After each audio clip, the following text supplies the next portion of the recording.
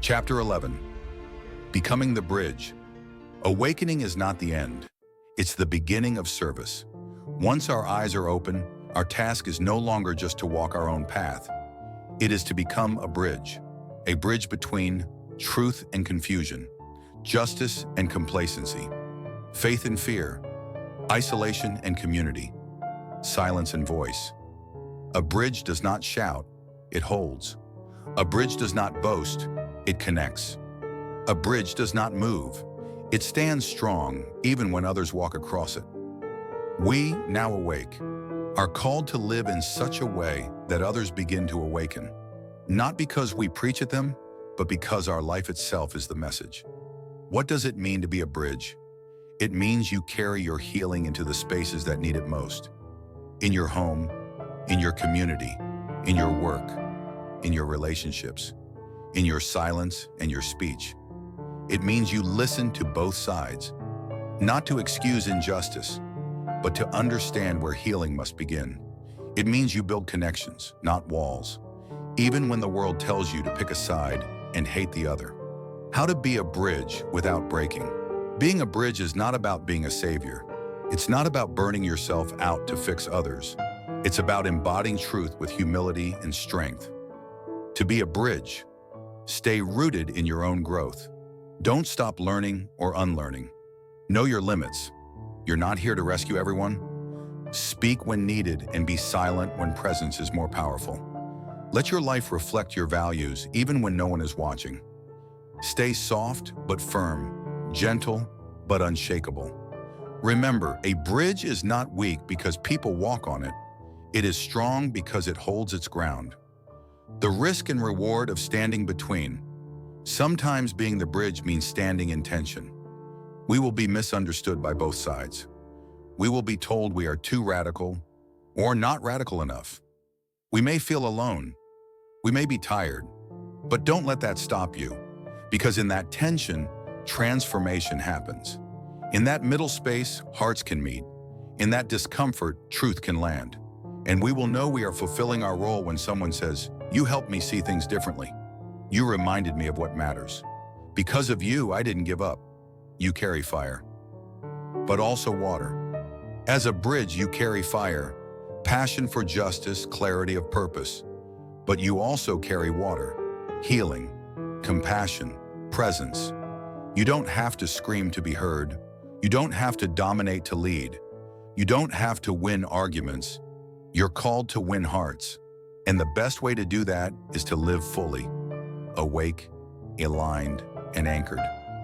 Legacy begins here.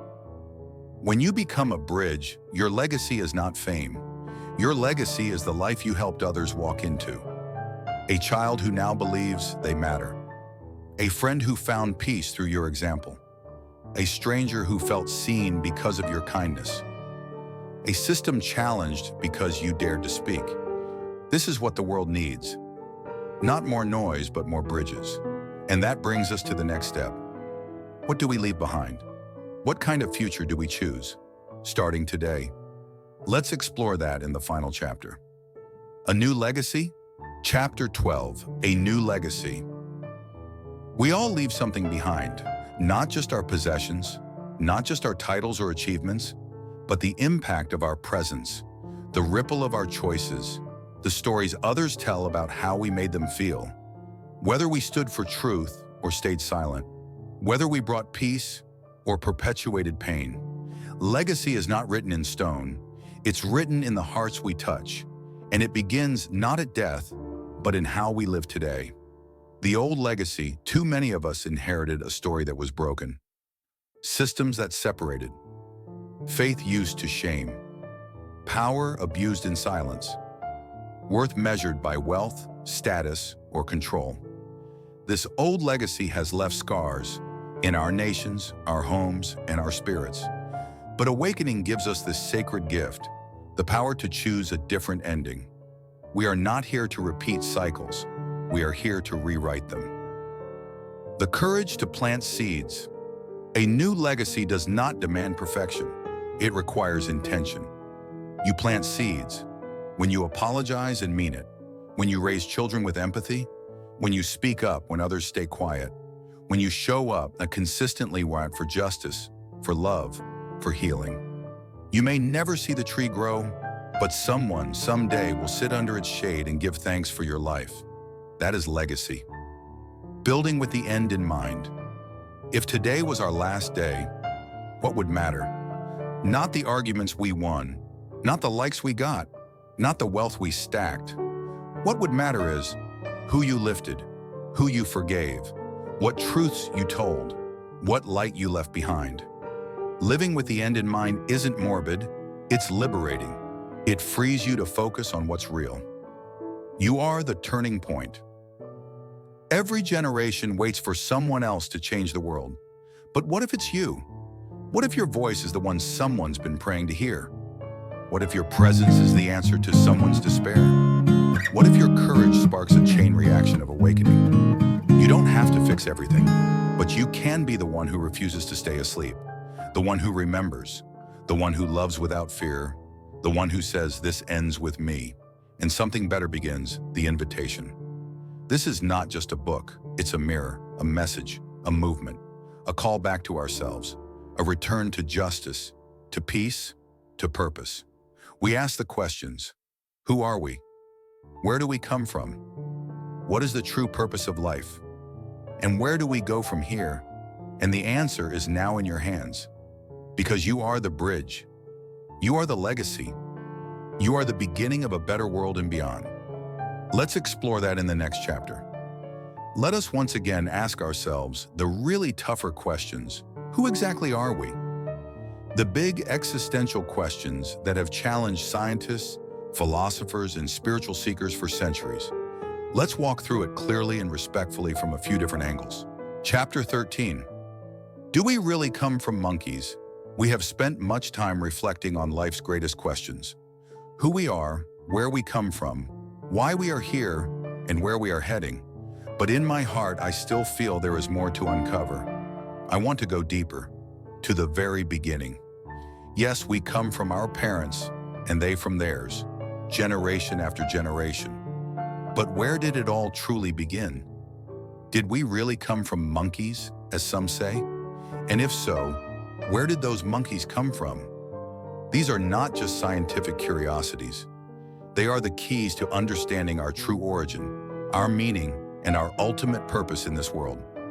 In my search, I have found that the Quran answers these questions with clarity and purpose. It tells us that we were created by Allah, not by chance, not as an accident of nature, but by the will of a creator who knows us better than we know ourselves. Our existence is not the result of blind evolution, nor a meaningless chain of events. We were made with intention, each soul crafted with care, and given a role in this life that is part of a greater plan. And when we understand that, life stops being a random journey. It becomes a meaningful path toward the one who gave us life in the first place. The short answer: no, not from monkeys, but humans and monkeys share a common ancestor. According to the theory of evolution, Darwin's model supported by genetics and fossil evidence, all life on Earth evolved over billions of years from simpler forms. About 6 to 8 million years ago, there was a common ancestor of both humans and modern apes, chimpanzees, gorillas, etc. That ancestor is now extinct. Over time, one branch of that family tree led to humans, Homo sapiens, and others to chimpanzees, orangutans, etc. So we're relatives, not descendants of monkeys, but distant cousins. Where did monkeys come from? Monkeys evolved from earlier primates, which themselves evolved from earlier mammals, and so on, going back hundreds of millions of years. Here's a rough breakdown. Mammals evolved from reptile-like ancestors approximately 250 million years ago. Primates, our wider group, evolved around approximately 60 to 80 million years ago. Monkeys, specifically, branched off from more primitive primates about approximately 40 million years ago. Apes, including us, split off later, around approximately 25 million years ago. So, monkeys, like humans, came through gradual adaptation over long periods of time? Really, maybe and maybe not. But this is the best scientific explanation we have so far. But can we or monkey come from nothing? This is where science meets philosophy and faith. Science explains how things developed, but it struggles with the question of why anything exists at all. The origin of the universe itself, Big Bang Theory, suggests that time, space, and matter began around 13.8 billion years ago. But what existed before that? Science says we don't really know. Can something come from nothing? Some physicists propose that quantum fluctuations or a multiverse could allow for that, but it's still very much speculative. Spiritual worldviews, like many religions, teach that creation came from a higher power or conscious source, something eternal, intelligent, purposeful. Can we come from nothing? Leads straight to the deeper question. Is there a creator or source behind all of this? Where does this leave us?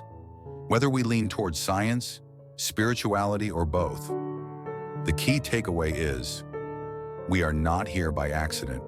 We are connected to everything, the earth, each other, and something far greater. My book and my podcast's mission is to help people explore who we are, where we come from, and why we're here. Where do go from here is rooted in this deep mystery, not to give all the answers, but to ignite the questions. The point is, do we even have the intentions to question the questions? Let us explore in the next chapter for those who sincerely have the intentions to question the questions. Chapter 14, does God exist? The two possible options, which is more plausible? 1. We come from one uncreated God who created everything. This is the view of theism, shared by Islam, Christianity, Judaism, and many philosophical traditions. It says the universe was created by a necessary being, one that is uncreated, eternal, and beyond time, space, and matter. This creator is the source of all order, life, consciousness, and morality. 2. We come from nothing. No cause, no reason, no creator.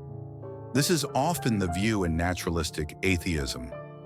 It says the universe came into existence randomly, either from nothing or from unknown physical processes. There is no intelligence behind existence, just chance, physics, and time. 3. Which is more probable? Let's weigh them in terms of logic, science, and philosophical grounding. The case for God being more probable. Everything that begins to exist has a cause. The universe began to exist. Big Bang equals beginning of space and time. It must have a cause outside of space and time. That's what people call God. Laws of nature don't create themselves. Physics is a description, not a cause. Where did the laws, energy, order, and constants come from? Something can't come from truly nothing. Nothing isn't empty space. It's the absence of anything. No matter, no time, no laws. How can nothing produce everything? Life, consciousness, and morality exist. These point to design, purpose, and intelligence, not just blind physics. Even atheists like Thomas Nagel admit that consciousness is hard to explain without a mind behind the universe. The idea of an uncreated creator is philosophically sound. Everything caused has a cause, but not everything needs a cause.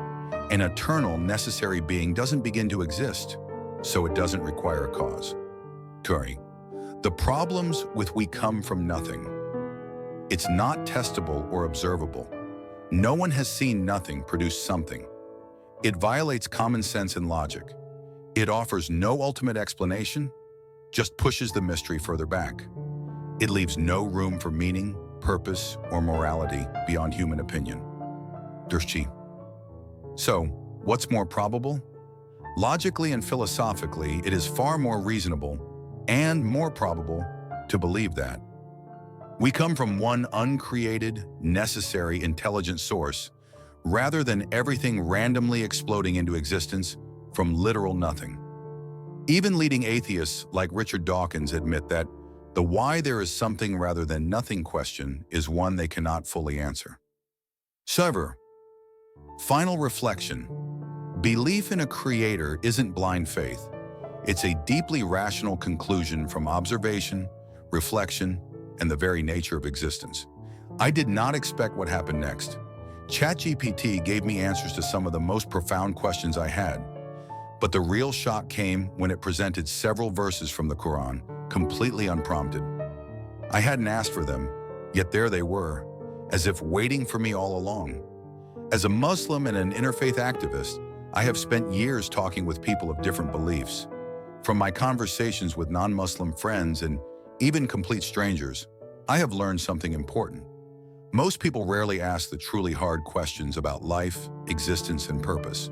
For many, religion is simply a matter of tradition, family heritage, or cultural identity. Something to believe in without probing too deeply. Logic, reason, and the personal and global consequences of those beliefs are often left unexplored. Too often, faith becomes a matter of convenience rather than a pursuit of truth and justice. But if God does exist, then one question becomes unavoidable. Can all gods and all religions be true at the same time? This is where our journey must go next. In the coming chapter, we will explore this question and many others with honesty, reason, and an open heart. Below is the verses from Holy Quran given by ChatGPT in prompted that is timeless, raw, and profound. Am khulaqu min ghayri shay'in am humul khalaqun. Were they created of nothing, or were they themselves the creators? Am khalaqu as-samawati wal arda bal la yuqinun. Or did they create the heavens and the earth? Nay, they have no firm belief. English, Yusuf Ali. Surah At-Tur, verse 35 to 36. Chapter 15. If God exists, can all gods and/or all religions be true at the same time? Let's explore. 1. Logic demands consistency. Truth, by definition, is exclusive. Two contradictory statements cannot both be true at the same time. Examples. Islam says, God is one, with no partners or equals. Hinduism, some strands, say God is many and takes many forms. Christianity says God is one, but also three, Trinity. Buddhism, some strands, say there may be no personal God at all. These teachings contradict one another. They can all be false, but they can't all be true. If two maps to the same destination show opposite directions, one of them is wrong, or both are. So logically, all religions lead to the same God is comforting, but logically incoherent too. Truth can't be relative. Some people say, truth is just personal. What's true for you may not be true for me. But that doesn't work with ultimate questions. Either God exists or he doesn't. Either he is one or he is many. Either he sent revelation or he didn't. Truth about God must be absolute, not based on feelings or preferences. If God is real, he defines truth, not us. 3. Why one true God makes more sense. If there is a creator, that creator must be eternal, independent, unchanging, and unique. That means not made, not dependent, not one of many, and not contradictory. A being of unlimited power and knowledge cannot be rivaled. If more than one God existed, they would limit or contradict each other and fight with godly force. The universe we know would already be gone, and I wouldn't even exist to write this book. Only one can be all-powerful, all-knowing, and absolute. That's why most pure monotheistic traditions, like Islam, insist, Qul huwallahu ahadun, say he is Allah, the one and only, Allahu samadu Allah, the eternal, absolute, lam yalid wa lam yulad. He begetteth not, nor is he begotten, wa lam yakun lahu kufuwan ahad, and there is none like unto him. English on Yusuf Ali, Surah Al-Ikhlas, verse 1-4-4. Final thought. Tolerance not equal to truth. We can respect people of all religions. We can honor the shared moral values, but that doesn't mean all beliefs are equally true. Believing in one true God is not arrogance. It's recognizing that truth is singular and that not all paths lead to the same destination. 5. Conclusion. Where does that leave us? The true God must be one and only. He must be eternal, uncreated, and independent. For if he himself had a beginning or depended on something else, then nothing would have ever come into existence as we have to continually and infinitely asking, who created the God, until we stop at one all-powerful, uncreated God. The very fact that we exist is evidence of the existence of our Creator, a necessary being who is unlike His creation. If one believes in any deviation from this truth, for example, that God needs partners, a son or a wife, or that God can somehow be divided into 3 in 1 or many in one, then one must be prepared to present clear proof for such claims before God on the day of judgment. And on that day, every soul will stand alone. Each of us will answer for ourselves with no excuses and no one to shield us. Parents, teachers, friends, or leaders will not be able to take our place, nor will anyone bear the burden of another. The idea that someone else can suffer or jump into the fire on our behalf may work in stories or movies, but it is not reality. The simplest, most reasonable, and most honest stance is this: whoever created us and the heavens and the earth is the God, our God. We belong to Him alone, and to Him we will all return. If you truly want to know who the real God is, ask Him directly, sincerely from the bottom of your heart, at least once before you die. God, if you really exist, please guide me to you. I don't want to worship any false gods, but you, the one true God. The all-knowing God understands what's in every heart and sees our sincerity more clearly than we do. However, when we find the truth, we must be brave enough to accept it, even if it challenges our long-held views, our interests, our parents, or our community. Otherwise, it's only belief without conviction or action, self-deception. And I understand it is difficult, very difficult. And on the day of judgment, when it truly matters, no one can fool God. The consequence of our belief, heaven or hell, is permanent. The only chance to change course is in this life, while we're still alive. The path ahead is to test each claim. Who is the most consistent in teaching pure monotheism? Whose scriptures are preserved? Whose concept of God is most complete, timeless, and logical? Let us go deeper into how Islam's concept of God compares to others, or how to respectfully explore truth claims without bias. Chapter 16. What makes the Islamic concept of God unique and clear? Let's take the next step and compare how Islam's concept of God stands out from other major worldviews, especially in terms of purity, logic, and consistency. This isn't about attacking others, but about respectfully seeking truth without confusion. 1. Absolute monotheism, Tawhid.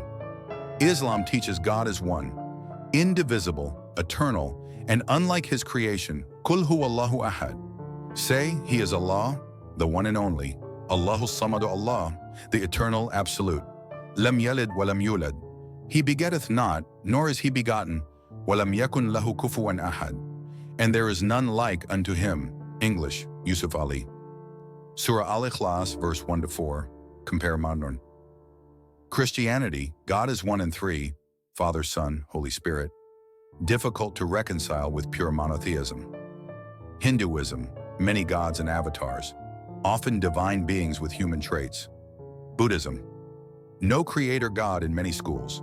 Islam's God is one, eternal, unchanging, and beyond human form, clear and rational.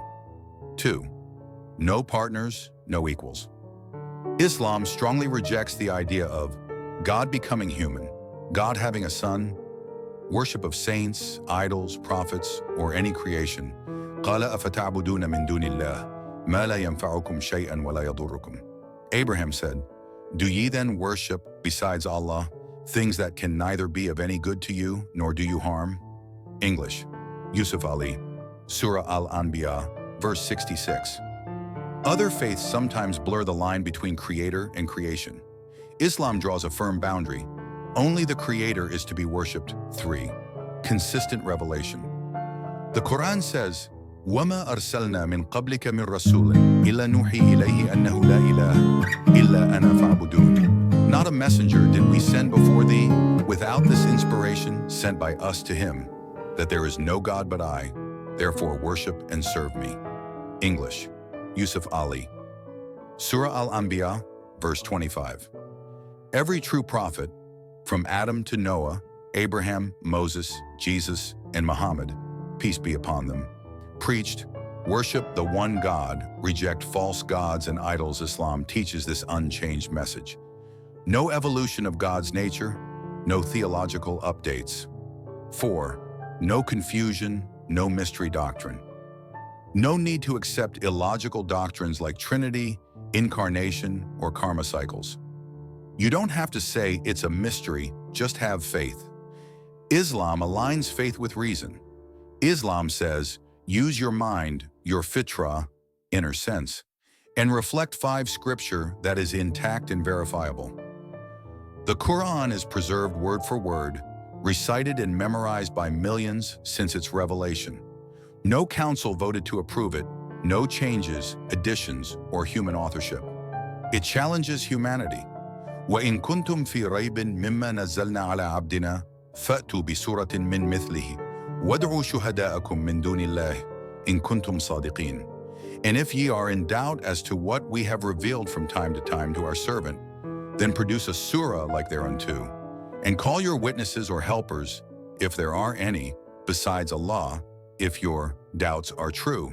English, Yusuf Ali, Surah Al-Baqarah, verse 23.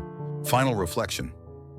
Why this matters: believing in one true God isn't just a theological position. It defines who we are, where do we come from, why we exist and our true purpose of existence, what our values, morals, and responsibilities are, what comes after our death of meaning and ultimate justice. If God is truly one, then He alone deserves our full attention, our complete submission, and our deepest love. And if Islam presents this reality with unmatched clarity, logic, and beauty, then exploring it fully is not just wise but essential. To ignore or dismiss such plain truth only exposes our own inconsistency and hypocrisy, if not outright arrogance and or foolishness, that ends up creating more problems and contradictions than it solves for us and for people around, far and beyond us. For example, could the all-powerful and just God reveal Himself only to some selected group of people in some places at one time, say in India, China, or Palestine, while neglecting the rest of humanity? Would a true God limit Himself to being identified as a male or female, or something else, when He is the very creator of all genders? True God cannot be racist, sexist, unjust, or bound by human categories. He cannot die, be deceived, or be defeated like the false gods imagined in myths and movies. He certainly cannot emerge from the womb of a woman He Himself created. God must be beyond and independent of His creations. In fact, the true God cannot be confined to any form, image, shape, or size. He remains beyond human imagination until the day of judgment, when He will reveal Himself to all. Until then, no one can truthfully claim to have seen the true God in dreams or visions, or to have divine status, without only adding to confusion and splintering humanity into new sects and religions. This truth is summed up concisely and perfectly in Surah Al-Ikhlas 112, 1-4, which declares God's absolute oneness and uniqueness beyond our vision and imagination until the end of time, until we can see God with our own naked eyes. The natural result of this understanding is that we, as human beings, should be united. As brothers and sisters of humanity, one people, in one world, under the worship of one God. He has given us free will as a test, but our role is clear: to maximize good, to prevent harm, and to live with justice and compassion until the day He calls us back. Just imagine a so-called God who eats, drinks, sleeps, and even needs to relieve Himself. Can that truly be God? The one true God does not depend on such human needs. When He wills something, He simply says, "Be," and it is, as He tells us in Surah 36, verse 82. Verily, when He intends a thing, His command is, "Be," and it is. English, Yusuf Ali. Surah Yasin, verse 82. And even if, hypothetically, this entire message was false, what would humanity really lose by committing to a shared moral foundation? What harm would come from uniting around what God has prescribed as good and moral? Honesty, justice, generosity, kindness, compassion? On the contrary, we would gain a society built on virtue and dignity. At the very least, this shared ground allows us to have civil, rational, and moral discussions about who we possibly are and how humanity should move forward. Not as divided tribes or conflicting ideologies, but as one people under one true God with one shared morality, practices, and purpose, that is to do as much good deeds as possible because we believe in the God. Think about it carefully. If the message is true, if God exists, and if heaven and hell are real, why gamble with your eternity? This life is brief, but what comes after lasts forever. You could secure eternal peace in heaven, or God forbid, face everlasting loss in hell. No rational person would take that kind of gamble. Thank you. Let's explore in the next chapter. If God so exists, why we can't see him. Chapter 17. If God exists, why can't we see him? Couldn't he just place everyone in paradise from the start? 1. The questions that echo in every heart. It's natural for the human heart to wonder, if God exists, why can't we see him? Why doesn't he just appear before us?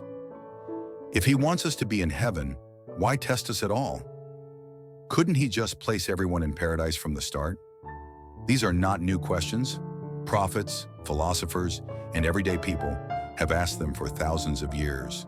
And in the Islamic tradition, God has addressed them directly. Ik 2. Life as a test, not the final destination. The Quran tells us, الذي خلق الموت والحياة ليبلوكم أيكم أحسن عملا وهو العزيز الغفور. He who created death and life, that he may try which of you is best indeed, and he is the exalted in might, oft forgiving. English, Yusuf Ali, Surah Al-Mulk, verse 2. This world is not our permanent home. It's a test of character, sincerity, and choice. Imagine a school where everyone is given the same diploma without attending classes, learning, or passing any exams. The qualification would mean nothing. Similarly, paradise is more than just a reward. It's a destination for those who choose good when evil is easier, who remain truthful when lies seem safer, and who trust God even in times of hardship, and even when you haven't seen God yet, with your physical eyes, but you see God with your heart and mind, and you choose to do good deeds because of it. That is what test of faith is all about. 3. Why God doesn't show himself. The Quran says, لا تدركه الأبصار وهو يدرك الأبصار وهو اللطيف الخبير. No vision can grasp him, but his grasp is over all vision. He is above all comprehension, yet is acquainted with all things.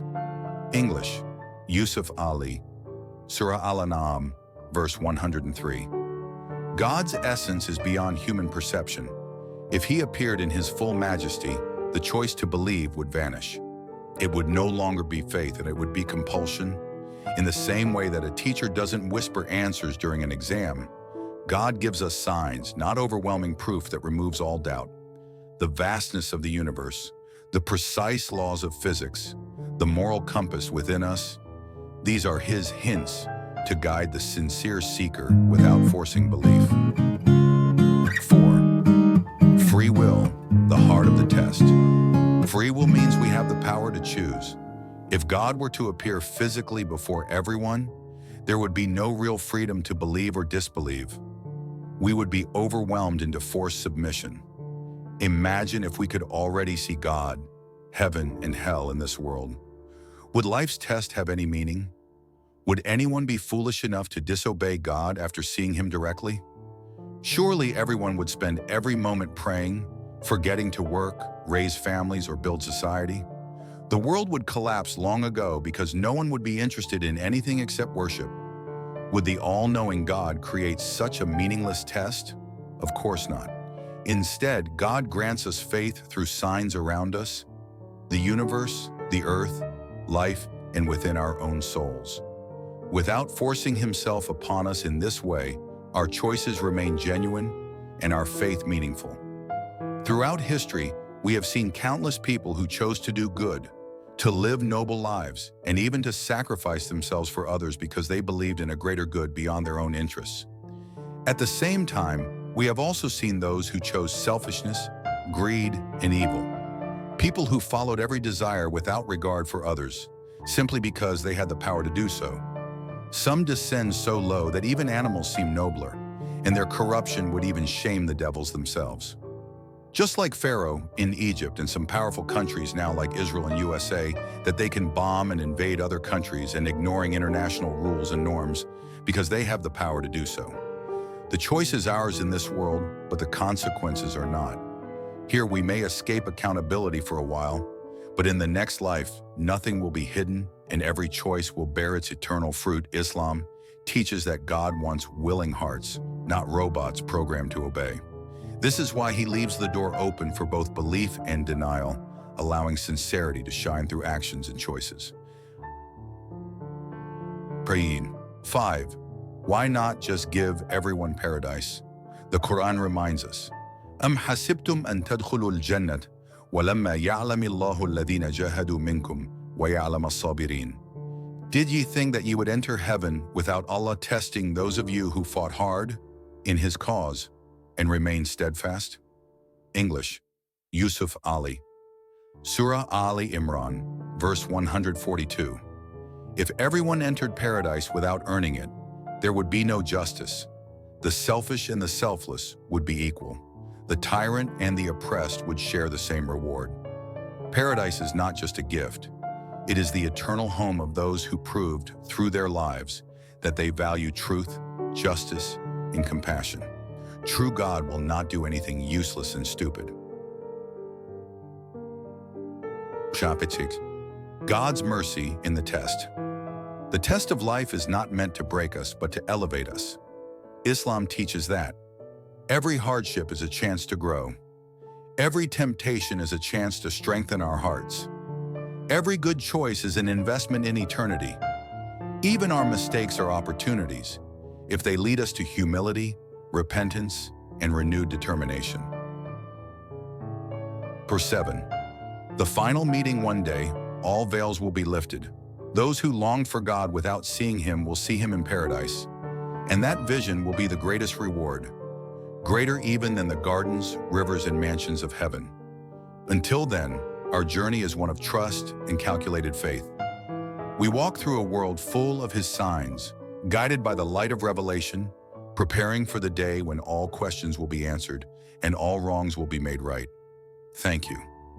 Let's explore in the next chapter why the Quran is unmatched and could only come from the God.